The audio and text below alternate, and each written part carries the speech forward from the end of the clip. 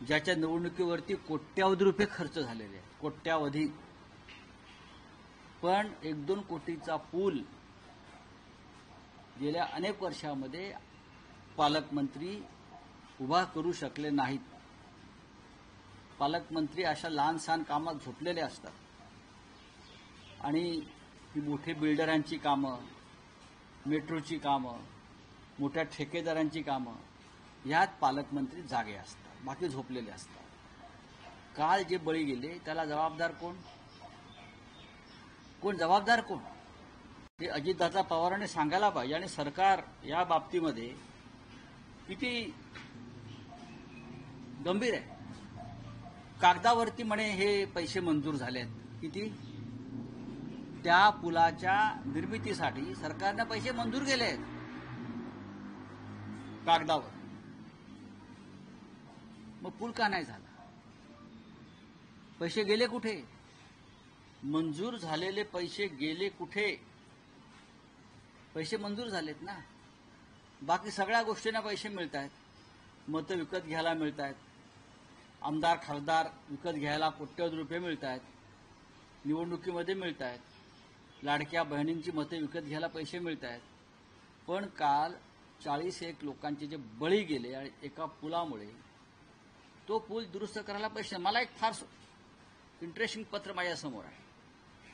11 जुलै 2024 रवींद्र चव्हाण, सार्वजनिक बांधकाम खात्याचे मंत्री, त्यांनी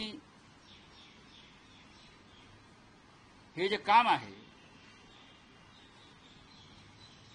कुंडमाळा रस्ता बरं का 31 आणि इंद्रायणी नदीवर जोड रस्त्यासह मोठ्या पुलाचे बांधकाम करणे, तालुका मावळ, जिल्हा पुणे,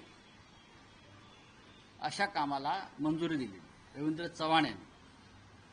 आणि हे त्यांनी कोणाला कळवलेलं आहे?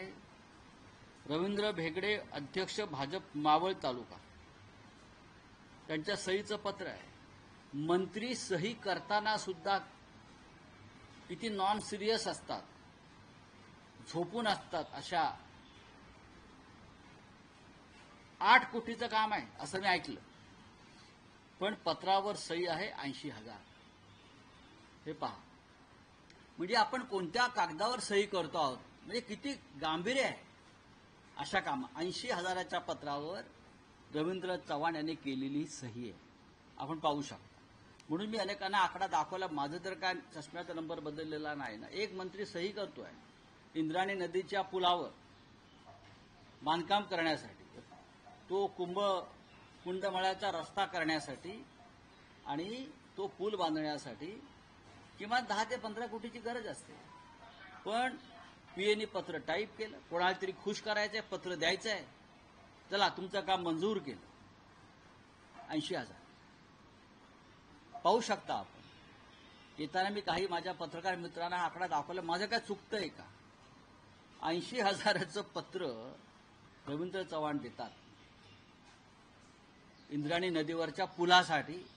आणि भाजपचे मावळचे प्रांताध्यक्ष जे आहेत कोणी तिकडले, ते हसत हसत घेऊन जाऊन दाखवतात.